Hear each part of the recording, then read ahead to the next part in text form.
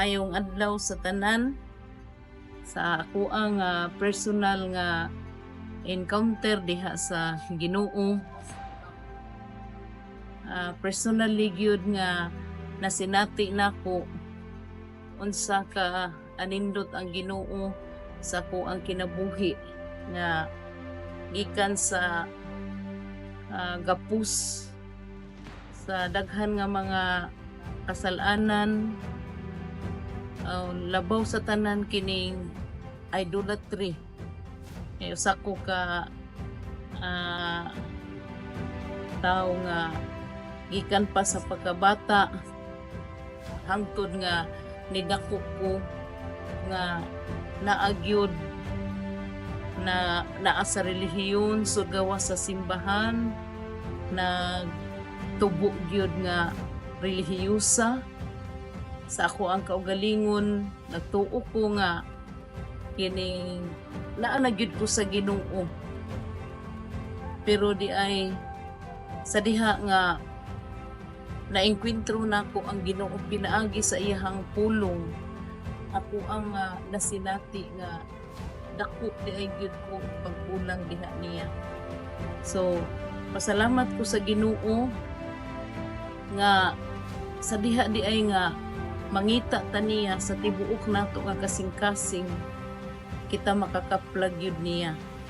Nakita sa Ginoo nga nangita gyud ko diha niya tungod kay kaniadto kun unsa ang buluhaton sa relihiyon na agid ko mga pangadji, mga vigil, mga prosesyon, kun unsa ang mga buluhaton sa relihiyon na ako usa ko nga naglead o kining birhen sa barangay sa mga kabatanunan.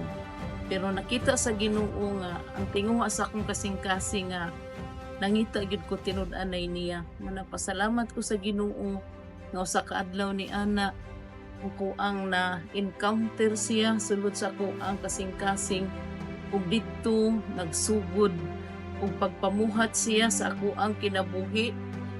Didto nga ako ang nabati unsa gyud ang tinuod nga pag-alaga diha sa Ginoo.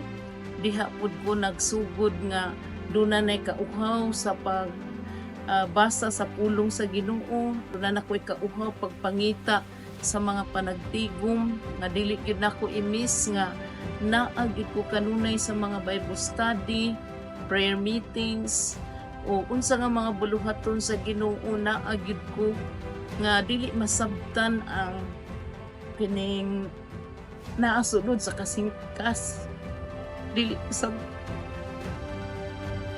kalipay, dili masabtan ang imuhang gibati, kagawasan nga imong nakaplagan ang tinuod nga Ginoo sa imong kinabuhi.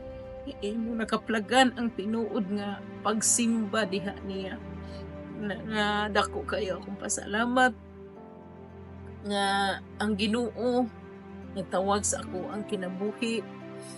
Ang Ginoo na ay plano sa ako ang kinabuhi nga gitultulan ko niya sa tinuod nga pag-alaga diha niya na nga sa kabutang nga kung unsa ang kaayo nga gihatag niya sa ako ang kinabuhi, unsa ang kining pabor nga iyang gihatag sa ako ang kinabuhi.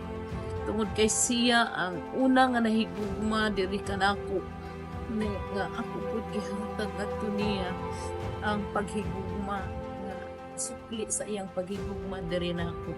Nga salamat sa Ginoo nga sa kadaghan nga mga tao niini nga kalibutan sa pa ko nga gipili sa Ginoo.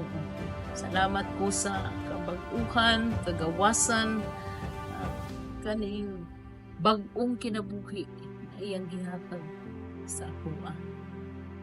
So daghang salamat sa tanan. The more I praise you, the more I